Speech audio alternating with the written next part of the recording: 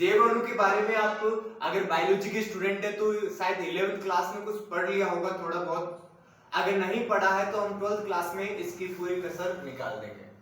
तो पहली चीज तो हम ये बात करते हैं कि जैव अणु का मतलब क्या होता है। जैव का मतलब जीवित जीव और अणु का मतलब अणु।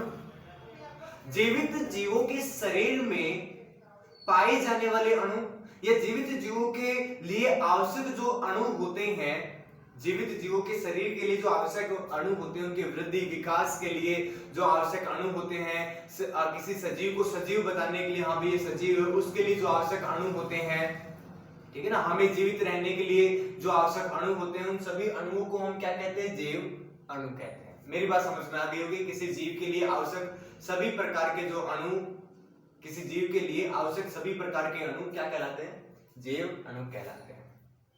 अब ये जैव अणु के एग्जांपल जैसे आपने पढ़े होंगे, विटामिन, ठीक है, विटामिन, ठीक है, प्रोटीन, कार्बोहाइड्रेट, वसा, ये सारी चीजें जैव अणु के अंतर्गत आती है क्योंकि ये सारी चीजें हमारे शरीर के लिए बहुत ज्यादा आवश्यक होती है। तो हमने पढ़ लिया भाई जैव अणु क्या होते हैं। अब इसके बाद इन जैव अणुओं के प्रकार पढ़ेंगे हम, कितने प्रकार के जैव अणु हैं, उनका किस प्रकार से हमारे शरीर पर प्रभाव पड़ता है, इन सभी चीजों के बारे में हम बात करने वाले हैं इस चैप्टर में। सबसे पहला जो जैव अणु अपने पास आता है वो कौन सा है, वो अपने पास है कार्बोहाइड्रेट। सबसे पहला जो जैव अणु कौन सा है अपने पास, कार्बोहाइड्रेट। सबसे पहला जैव अणु अपने पास आता है कार्बोहाइड्रेट। अब क्या होता है कार्बोहाइड्रेट? कार्बोहाइड्रेट ऐसे पदार्थ होते हैं जो हमारे शरीर को ऊर्जा प्रदान करते हैं। अब इन कार्बोहाइड्रेट की परिभाषा हम थोड़ी बहुत पढ़ने जा रहे हैं, ध्यान से सुनना। देखो कार्बोहाइड्रेट जो वर्ड है दो शब्दों से मिलकर बना है। पहला तो अपने पास है इसमें कार्बो, ठीक है, दूसरा अपने पास इसके अंदर था हाइड्रेट। पहला अपने पास शब्द कौन सा है, कार्बो, और दूसरा शब्द कौन सा अपने पास, हाइड्रेट। अब ये बात आती है कि भाई कार्बो का मतलब क्या होता है, हाइड्रेट का मतलब क्या होता है। देखो कार्बो का मतलब होता है यहां पर कार्बन। कार्बो का मतलब क्या होता है यहां पर, कार्बन। और हाइड्रेट का मतलब होता है, कार्बो का मतलब हो गया कार्बन और हाइड्रेट का मतलब क्या होता है, हाइड्रेट का मतलब होता है जल, ठीक है। तो कार्बन के जल युक्त अणु क्या कहलाते हैं, कार्बोहाइड्रेट कहलाते हैं। फिर से सुनना, इस परिभाषा मतलब इनके नाम को अगर हम अलग अलग करें तो हमारे पास कार्बोहाइड्रेट क्या होते हैं, कार्बोहाइड्रेट जनरली कार्बन के हाइड्रेट होते हैं, या कार्बन के जल युक्त अणु जो होते हैं वो क्या होते हैं, कार्बोहाइड्रेट होते हैं। तो इसको आप लिख सकते हो, लिख लिया। ये जो कार्बोहाइड्रेट है हम ऐसा बोल सकते हैं इसको, कार्बन के जल युक्त यौगिक। इसका मतलब क्या था, कार्बन के जल युक्त यौगिक। कार्बोहाइड्रेट का मतलब होता है कार्बन के जल युक्त यौगिक क्या होते हैं, कार्बोहाइड्रेट होते हैं। मेरे हिसाब से समझ में आते होगा आपको। इनका सामान्य जो अणुसूत्र होता है, सामान्य अणुसूत्र अपने पास होता है CH, और इसके साथ वाटर मॉलिक्यूल ऐड होते हैं Y। ये कार्बन है, कार्बन के अक्ष एटम के साथ वाटर के Y मॉलिक्यूल यहाँ पर क्या होता है, जुड़ रहते हैं। मतलब ये फॉर्मूला भी क्या बता रहा है, कार्बन के हाइड्रेट यानी कार्बन के साथ जल के अणु अगर जुड़ जाए तो जो यौगिक अपने पास बनेंगे उन्हें हम क्या कहेंगे, कार्बन के हाइड्रेट यानी कार्बोहाइड्रेट कहेंगे। ये इतनी चीज आप अपने कॉपी में उतार लो, ठीक है। अब देखो, जब इनिशियली पहली बार साइंटिस्ट को ये पता चला कि भाई साहब कार्बन के साथ वाटर मॉलिक्यूल ऐड होते हैं, कार्बन के साथ हाइड्रोजन और ऑक्सीजन इस रेशियो में पाए जाते हैं, तो उन्होंने क्या किया, कार्बोहाइड्रेट की परिभाषा हमारे सामने रख दी। कार्बोहाइड्रेट की परिभाषा ये रखती है कि भाई कार्बन के जल युक्त यौगिक क्या होता है, कार्बोहाइड्रेट होते हैं। ये परिभाषा हमारे सामने रख दी। लेकिन धीरे धीरे जब वैज्ञानिकों को थोड़ा नॉलेज होने लगा तो पता चला कि कुछ ऐसे यौगिक होते हैं जो कार्बोहाइड्रेट नहीं होते, जो कार्बोहाइड्रेट नहीं होते हैं, लेकिन इस सूत्र को सेटिस्फाई करते हैं। इस सूत्र को पूर्ण रूप से क्या करते हैं, इस सूत्र की पूर्ण रूप से पालना करता है, लेकिन वो कार्बोहाइड्रेट नहीं है।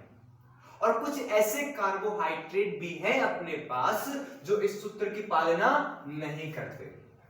तो मतलब क्या हुआ, मतलब बात हुई कि ये जो कार्बोहाइड्रेट के लिए जो माहौल बनाया गया था, ये माहौल बनाया गया था कि कार्बन के जल युक्त यौगिक कार्बोहाइड्रेट होते हैं और कार्बोहाइड्रेट इस फॉर्मूले को सेटिस्फाई करते हैं।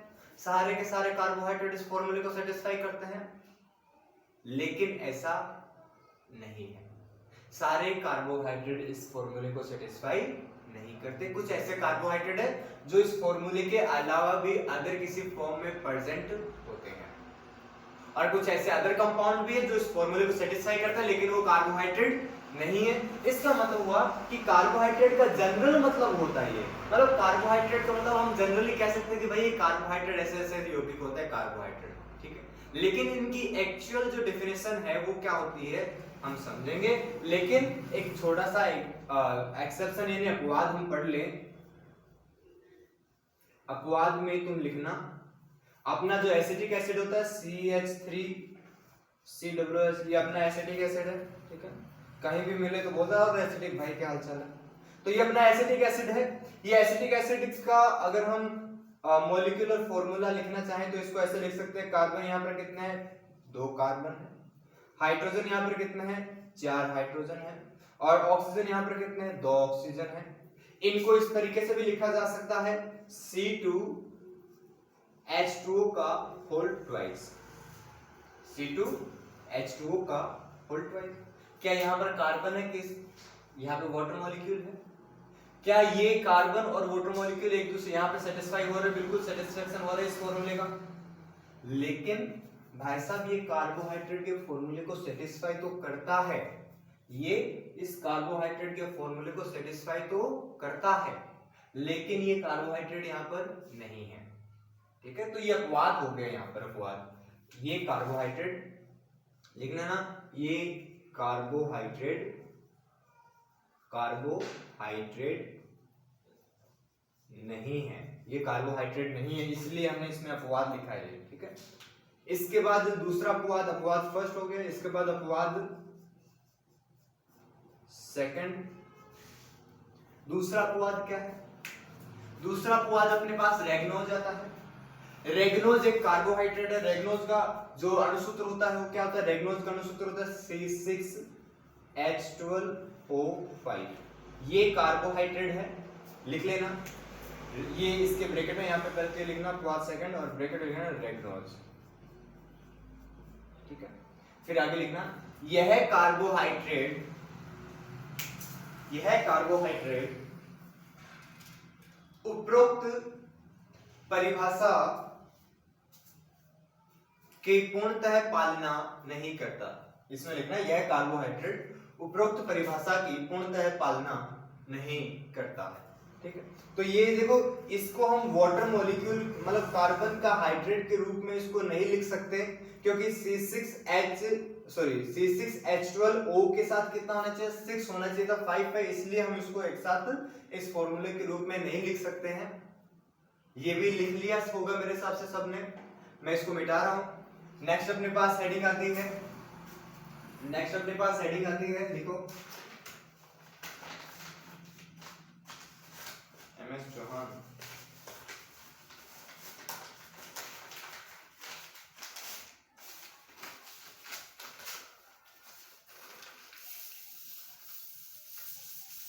कार्बोहाइड्रेट की वास्तविक जो परिभाषा है उसके बारे में हम बात करेंगे। तो कार्बोहाइड्रेट की परिभाषा में लिखो, अगली हेडिंग लगाओ कार्बोहाइड्रेट की परिभाषा। कार्बोहाइड्रेट की परिभाषा, कार्बोहाइड्रेट की परिभाषा। नेक्स्ट हेडिंग लगाओ तो कार्बोहाइड्रेट की परिभाषा। अब कार्बोहाइड्रेट होते क्या है इसके बारे में हम बात करने वाले हैं। तो कार्बोहाइड्रेट क्या होता है, मैं एक एग्जांपल से आपको समझा रहा हूं, आपको पता होगा ग्लूकोज के बारे में C6H12O6, ये क्या होता है, कार्बोहाइड्रेट होता है। ये क्या होता है, एक कार्बोहाइड्रेट। ये ग्लूकोज है, एक्चुअल में फ्रुक्टोज का भी ऐसा ही फॉर्मूला, लेकिन हम मान के चल रहे क्या है कि ग्लूकोज। इस ग्लूकोज का जो मॉलिक्यूलर फॉर्मूला होता है वो कैसा होता है? इस ग्लूकोज का मॉलिक्यूलर फॉर्मूला होता है C double bond O H C OH H C OH H C OH H C OH H C OH H। ये होता है अपने पास ग्लूकोज का मॉलिक्यूल, एक जनरल स्ट्रक्चर, ओपन स्ट्रक्चर है जनरली। इस ग्लूकोज के स्ट्रक्चर से हमें देखने पर पता चल रहा है कि यहाँ पर एक अपने पास कार्बोनिल यौगिक है। कार्बोनिल यौगिक कौन से होते हैं? जो एल्डिहाइड और कीटोन होते हैं वो अपने पास कार्बोनिल यौगिक होते हैं। तो यहाँ पर क्या अपने पास है? कार्बोनिल यौगिक। इस कार्बोनिल यौगिक के अलावा यहाँ पर हाइड्रोक्सी ग्रुप जुड़े हुए हैं। ये एक OH, दूसरा OH, 3 4 5 ऐसे बहुत सारे जुड़े रहते हैं। तो ये हाइड्रोक्सी ग्रुप यहाँ पर जुड़ा हुआ है, ठीक है। तो हमने यहाँ पर क्या देखा? ये हाइड्रोक्सी और कार्बोनिल ग्रुप जुड़े हुए। इसके अलावा अगर आपको थोड़ा बहुत पता हो, थोड़ा सा नहीं पता तो कोई बात नहीं, इस यौगिक में किरिलता पाई जाती है। ये एक प्रकार का असममित यौगिक है। असममित यौगिक का मतलब इसको दो बराबर भागों में नहीं काटा जा सकता, ठीक है। ऐसे मान के चलो, इसको दो बराबर भागों में नहीं काटा जा सकता, ये असममित यौगिक हो गया। तो ये अपने पास एक असममित यौगिक है। असममित यौगिक होते हैं प्रकाशिक सक्रिय। प्रकाशिक सक्रिय का मतलब क्या हो गया? प्रकाशिक सक्रिय का मतलब हो गया जब इस यौगिक में से समतल दूरित प्रकाश को निकाला जाएगा तो समतल दूरित प्रकाश या तो दाईं तरफ मुड़ जाता है या बाईं तरफ मुड़ जाता है, ऐसा कुछ इसके साथ कांड होता है, ठीक है। तो ये प्रकाशिक सक्रिय यौगिक है जिसमें हाइड्रोक्सी समूह बहुत सारे जुड़े हुए हो सकते हैं और इसमें कार्बोनिल कंपाउंड जुड़ा हुआ है। तो इसकी डेफिनेशन हमारे पास बनी कार्बोहाइड्रेट की। कार्बोहाइड्रेट की डेफिनेशन क्या बनी? ऐसे प्रकाशिक सक्रिय, लिखते रहना साथ साथ, ऐसे प्रकाशिक सक्रिय पॉलीहाइड्रोक्सी, ऐसे प्रकाशिक सक्रिय पॉलीहाइड्रोक्सी कार्बोनिल यौगिक,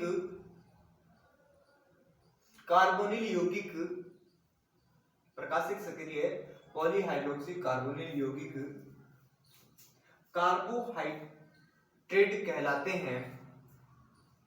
कार्बोहाइड्रेट कहलाते हैं। पॉलीहाइड्रोक्सी, प्रकाशिक सक्रिय पॉलीहाइड्रोक्सी कार्बोनिल यौगिक कार्बोहाइड्रेट कहलाते हैं। अथवा किसी पदार्थ का अपघटन करने पर, जल अपघटन लिखना, किसी पदार्थ का जल अपघटन करने पर पॉलीहाइड्रोक्सी कार्बोनिल यौगिक प्राप्त होता है। पॉलीहाइड्रोक्सी कार्बोनिल यौगिक प्राप्त होता है। पॉलीहाइड्रोक्सी कार्बोनिल यौगिक प्राप्त होता है तो उस पदार्थ को कार्बोहाइड्रेट कहेंगे। तो उस पदार्थ को कार्बोहाइड्रेट कहेंगे। कार्बोहाइड्रेट की मेरे हिसाब से परिभाषा आपको समझ में आ गई होगी, कोई दिक्कत वाली बात नहीं है, ठीक है। कार्बोहाइड्रेट की परिभाषा पढ़ने के बाद हम पढ़ेंगे कार्बोहाइड्रेट के उपयोग। तो नई हेडिंग लगाओ, कार्बोहाइड्रेट के उपयोग। कार्बोहाइड्रेट के उपयोग परिभाषा पढ़ने के बाद क्या पढ़ोगे? इसके उपयोग, हमारे जीवन में इसके क्या क्या उपयोग है। तो पहला उपयोग तो आपको पता ही है, कार्बोहाइड्रेट हमारे शरीर को ऊर्जा प्रदान करता है। लिख लो, कार्बोहाइड्रेट हमारे शरीर को ऊर्जा प्रदान करता है। कार्बोहाइड्रेट हमारे शरीर को ऊर्जा प्रदान करता है। दूसरा लिखना, दूसरा इसका उपयोग लिखना, लिखो, जीवों के निर्माण में कार्बोहाइड्रेट का, जीवों के निर्माण में कार्बोहाइड्रेट का महत्वपूर्ण स्थान होता है।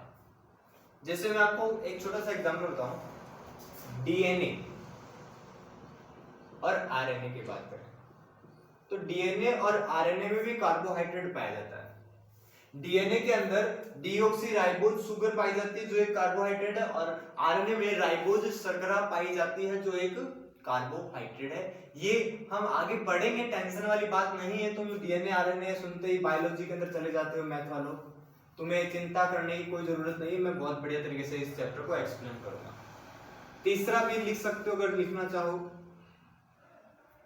कोशिका झिल्ली तथा कोशिका भित्ति के निर्माण में, कोशिका झिल्ली तथा कोशिका भित्ति के निर्माण में कार्बोहाइड्रेट का महत्वपूर्ण स्थान होता है। ये लिख सकते हो, कोशिका झिल्ली व कोशिका भित्ति के निर्माण में कार्बोहाइड्रेट का महत्वपूर्ण स्थान होता है। ये कार्बोहाइड्रेट के उपयोग हो गए। पूछ सकता है कभी कभी इसमें कार्बोहाइड्रेट की परिभाषा पूछी गई है। राजस्थान बोर्ड का एग्जाम, राजस्थान बोर्ड का जो पेपर होता है वो बहुत इजी आने लग गया आजकल 2-3 सालों से। राजस्थान बोर्ड का क्या, नीट का पेपर भी बहुत इजी आने लग गया आजकल। तो अभी इस साल का जो पेपर था, पेपर थोड़ा था वो केमिस्ट्री का, मजाक था। तो हम क्या बात कर रहे थे कि अपने पास कार्बोहाइड्रेट होते हैं, कार्बोहाइड्रेट होते हैं, इनका वर्गीकरण पढ़ेंगे। तो अगली हेडिंग लगानी है आपको, कार्बोहाइड्रेट का वर्गीकरण। कार्बोहाइड्रेट का वर्गीकरण, कार्बोहाइड्रेट का वर्गीकरण। देखो इसका वर्गीकरण हम 2 तरीकों से पढ़ते हैं। कितने तरीकों से पढ़ेंगे? 2 तरीकों से। तो कार्बोहाइड्रेट के वर्गीकरण को आपको 2 तरीकों से पढ़ना है। सबसे पहला वर्गीकरण आता है प्रकार, कार्बोहाइड्रेट वर्गीकरण का प्रकार फर्स्ट। इस प्रकार फर्स्ट में आप क्या लिखोगे, यहां पे बीच में लिख दो कार्बोहाइड्रेट, कार्बोहाइड्रेट, हाइड्रेट लिखा है, और इसको वर्गीकृत कर दो 2 भागों में। ठीक है, ऐसे 2 भागों में इसका वर्गीकरण कर सकते हो तुम। तो सबसे पहला जो वर्गीकरण कार्बोहाइड्रेट का वर्गीकरण करोगे तो पहला अपने पास आता है इसमें शर्करा, शर्करा सही है ना, और दूसरा अपने पास आता है अशर्करा, अशर्करा। ठीक है, शर्करा और अशर्करा। शर्करा की अगर बात करें, शुगर कहते हैं इंग्लिश में इसको, शुगर, वो वाली शुगर नहीं, बीमारी वाली शुगर नहीं। और ये अपने पास होती है नॉन शुगर, नॉन शुगर। ठीक है, इन शुगर की अगर बात करें तो आपको पता होगा शर्करा के बारे में, चीनी के बारे में जो जानते हो वो बातें यहाँ पर लिख दो, ज्यादा कुछ नहीं लिखना। तो हमें पता है कि जो शर्कराएं होती है वो कैसी होती है, श्वेत, ठोस, श्वेत ठोस, क्रिस्टलीय ठोस होते हैं। श्वेत क्रिस्टलीय ठोस लिख दो, श्वेत क्रिस्टलीय ठोस होते हैं। ठीक है, स्वाद में कैसे होते हैं, मीठे, स्वाद युक्त होते हैं। क्या पानी में घुल सकते हैं? बिल्कुल। तो पानी में घुलनशील है। अब एक चीज निकल के आते हैं यहाँ पर, आपके सामने बहुत सारे ऐसे क्वेश्चन आते हैं कभी कभी कि ये फलाना जो कंपाउंड है, फलाना यौगिक पानी में घुलनशील है, बताओ क्यों। ये पानी में घुलनशील है, बताओ क्यों। वो पानी में घुलनशील है, बताओ क्यों। तो इन सबका लगभग आंसर पता क्या होता है, इन सबका लगभग आंसर होता है, मैं तो यही करके आता था, इन सब का आंसर होता है क्योंकि ये कंपाउंड हाइड्रोजन बॉन्डिंग बनाता है। ये कंपाउंड पानी के साथ हाइड्रोजन बॉन्ड बनाता है, इसलिए ये इसमें घुलनशील होगा। तो जनरली ये आपका आंसर फिट बैठता है बहुत सारी जगह पर। तो जो शुगर होती है वो पानी में घुलनशील होती है क्योंकि ये हाइड्रोजन बॉन्डिंग बनाती है, हाइड्रोजन बंध बनाती है। किसके साथ? पानी के अणु के साथ हाइड्रोजन बंध बनाती है। समझ में आ गई होगी मेरी बात। अब आगे बात करते हैं शर्करा की। शर्करा क्या होती है आपको पता होगा, शर्करा, अशर्करा। नॉन शुगर क्या होती है? नॉन शुगर ये पॉलीसेकेराइड होते हैं, पॉलीसेकेराइड क्या होते हैं? ये पॉलीसेकेराइड होते हैं। ये अक्रिस्टलीय ठोस होते हैं, अक्रिस्टलीय ठोस होते हैं, स्वादहीन होते हैं, स्वादहीन होते हैं। पानी में क्या होंगे? पानी में अघुलनशील होते हैं। इसका एग्जाम्पल है स्टार्च। क्या है इसका एग्जाम्पल? स्टार्च। आलू में सबसे ज्यादा स्टार्च पाया जाता है। जब आलू को खाते हो तो कैसा स्वाद, कैसा आता है? स्वादलेस होता है वो, ठीक है ना, टेस्टलेस चीज होती है। टेस्ट लिस्ट का टेस्ट कैसा होता है सर, ये बढ़िया क्वेश्चन है। तो हम क्या बात करते हैं, शर्करा क्या होती है, अशर्करा यानी नॉन शुगर पॉलीसैकेराइड होती है, एक्स्ट्रेलेटोस होती है, पॉलीसैकेराइड क्या होती है अभी आपको थोड़ी देर में पता चल जाएगा। स्वादहीन होती है, मतलब इनका कोई खास बढ़िया टेस्ट नहीं होता, और पानी में एग्रेंसिल होती है, ठीक है। अब पानी में एग्रेंसिल क्यों होती है, पानी में एग्रेंसिल इसलिए होती है क्योंकि ये हाइड्रोजन बॉन्डिंग नहीं बना पाती। इसका एग्जांपल है स्टार्च, और स्टार्च सबसे ज्यादा पाया जाता है आलू में। आजकल क्या होता है, बाजार में जो मावा मिलता है उसके अंदर आलू उबाल उबाल के डाल देते हैं, और इससे इसका भी छोड़ो, जो घी मिलता है बाजार में, जो बाजार में घी मिलता है उसमें भी आलू उबाल उबाल के डाल देते हैं। कभी कभी तो उसमें मोम जो होता है, मोम जानते हो, मोमबत्ती वाला, ठीक है ना, वो पिघला के उसमें डाल देते हैं। मावे के अंदर तो आलू मिलाया जा सकता है, मावे में आलू मिलाया जा सकता है, क्योंकि मावे का कलर और आलू का कलर ऑलमोस्ट सेम होता है। इसको पहचानने का एक बहुत आसान सा तरीका है। आसान तरीका क्या है, आप बाजार में मेडिकल स्टोर पे जाओगे तो आयोडीन टिंचर नाम से लिक्विड मिलता है, ठीक है। आयोडीन टिंचर लेके आओ, जब भी मावा लेके आते तो मावे में थोड़ा सा आयोडीन का टिंचर मिला तो उसका कलर लगभग ब्लू हो जाए, ब्लू कलर हो जाए, तो मतलब उसके अंदर आलू मिलाया हुआ है, ठीक है। मावे का कलर ब्लू होती है, आप देख लेना आलू मिलाया हुआ है कि नहीं मिलाया हुआ। या फिर एक आप ये करना कि एक आलू उबालना, आलू उबालने के बाद उस आयोडीन टिंचर को उस आलू में डालना, देखना कलर कैसा आता है। अगर वैसा ही कलर मावे के अंदर आता है तो मतलब समझ जाना मावे में क्या मिलाया हुआ, आलू मिलाया हुआ है। ये आलू है, कहीं भी जा सकता है, हर जगह फिट होता है।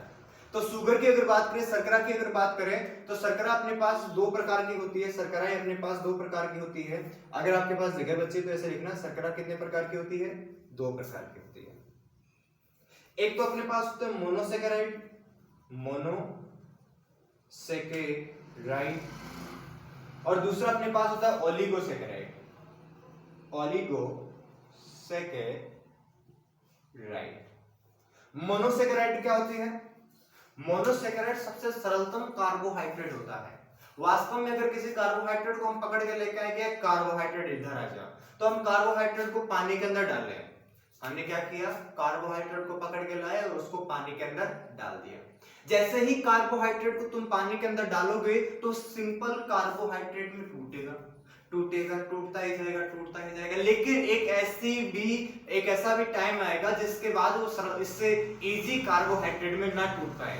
तो वही सरलतम कार्बोहाइड्रेट क्या होता है, मोनोसेकेराइड। तो मोनोसेकेराइड में हम लिखेंगे सरलतम कार्बोहाइड्रेट होते हैं जिनका आगे जल अपघटन नहीं होता। तो इसमें लिख दो, ये सरलतम कार्बोहाइड्रेट होते हैं। थोड़ा सा ऐसे जगह बना के रखना, ठीक है ना, जगह से बना के रखना कि हाँ भाई हम ओलिगोसेकेराइड में लिख सके। तो इसमें लिखना, ये सरलतम कार्बोहाइड्रेट होते हैं, सरलतम कार्बोहाइड्रेट होते हैं जिनका आगे जल अपघटन करके हम कार्बोहाइड्रेट प्राप्त नहीं कर सकते, जिनका आगे जल अपघटन करके या इनका आगे जल अपघटन करके हम कार्बोहाइड्रेट प्राप्त नहीं कर सकते। ये मोनोसेकेराइड की परिभाषा हो गई। ये मोनोसेकेराइड जो होते हैं वो कार्बन की संख्या के आधार पर भिन्न भिन्न प्रकार के होते हैं। जैसे अगर 3 कार्बन हो, सरलतम जो मोनोसेकेराइड है वो 3 कार्बन का होता है। जैसे 3 कार्बन हो तो इसे ट्रायोज कहते हैं। अगर 4 कार्बन हो तो इसे टेट्रोज मोनोसेकेराइड कहेंगे। 5 कार्बन हो तो इसे पेंटोज मोनोसेकेराइड कहेंगे। सबसे फेमस पेंटोज मोनोसेकेराइड कौन सी है, पेंटोज शर्करा। सबसे फेमस पेंटोज शुगर कौन सी है, राइबोज और डीऑक्सी राइबोज, जो अपने डीएनए और आरएनए के अंदर पाई जाती है, वो ही सबसे फेमस है। फिर अगर 6 कार्बन हो तो उसे हेक्सोज कहते हैं। क्या कहते हैं, हेक्सोज।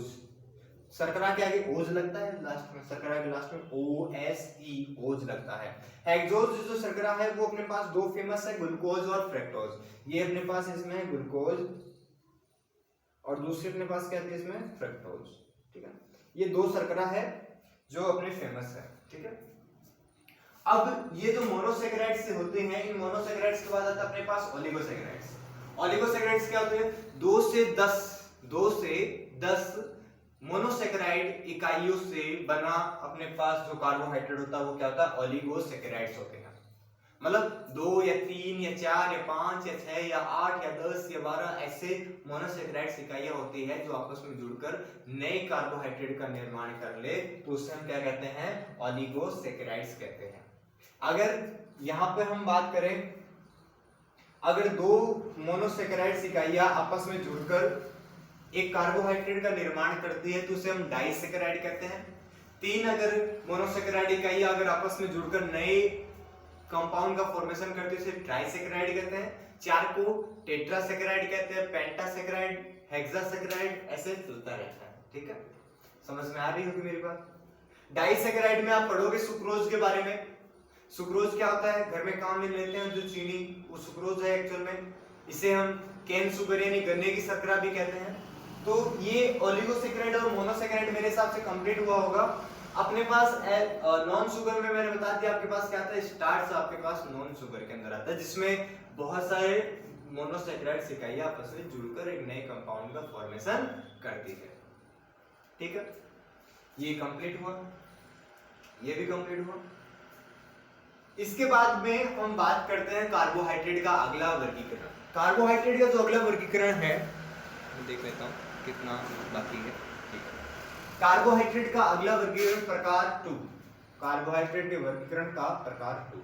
तो कार्बोहाइड्रेट का जो नेक्स्ट वर्गीकरण है इसके बारे में थोड़ी सी हम बातें और कर लेते हैं, और उसके बाद हम नेक्स्ट वीडियो कल देखेंगे या नेक्स्ट क्लास में अपना। तो जो प्रकार सेकंड है उसमें हम कार्बोहाइड्रेट को 3 तरीके से वर्गीकृत करते हैं। सबसे पहले ऑन द बेसिस ऑफ, या फिर इनके आणविक संरचना के आधार पर, संरचना के आधार पर, आणविक संरचना के आधार पर। दूसरा अपने पास आता है, दूसरा अपने पास आता है स्वाद के आधार पर, स्वाद के आधार पर। ठीक है, और तीसरा अपने पास आता है इसके अंदर, तीसरा कौन सा है रे वो, तीसरा अपने पास आता है, तीसरा तीसरा तीसरा तीसरा